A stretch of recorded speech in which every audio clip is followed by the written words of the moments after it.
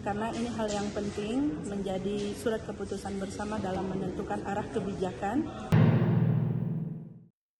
Saudaraku, Wakil Ketua 2 DPRK Aceh Tengah Susilawati mengapresiasi pembentukan Satgas atau Satuan Tugas dalam pengawasan dan kerjasama, optimalisasi, retribusi, dan pajak daerah di Gedung Oprom Sepdakap Aceh Tengah pada Rabu 22 Oktober 2025.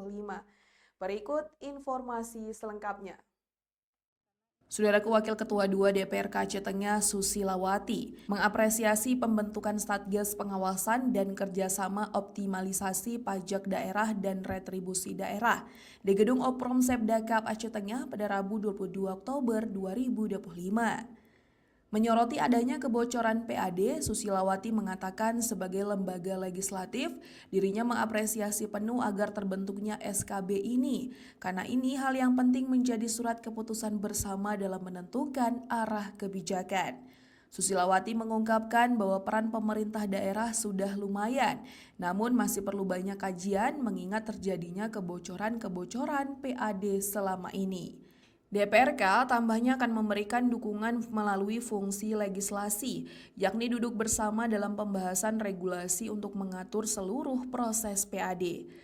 Seperti yang kita lihat bersama bahwa memang peran pemerintah sudah lumayan dalam proses ini, tapi masih banyak kajian-kajian yang harus kita lakukan mengingat terjadinya kebocoran-kebocoran PAD selama ini, dan PAD kita sebenarnya ini besar tapi hanya saja tidak terkelola dan tidak tersistem dengan baik. Maka perlu kajian-kajian agar PAD ini dapat terkelola ke depan untuk Aceh Tengah yang lebih baik.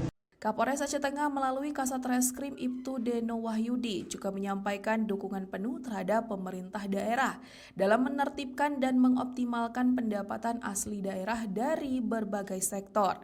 Ibtu Deno Wahyudi mengungkapkan dari Polres tetap mendukung dan membekap pemerintah dalam melaksanakan ini terkait masalah tertib pajak. Dari Aceh Tengah, Alga Mahatiara, Tribun Gayo. Kami dari Satpol PP bukan dukungan ya, karena memang di SK Pak Bupati siap melaksanakan tugas.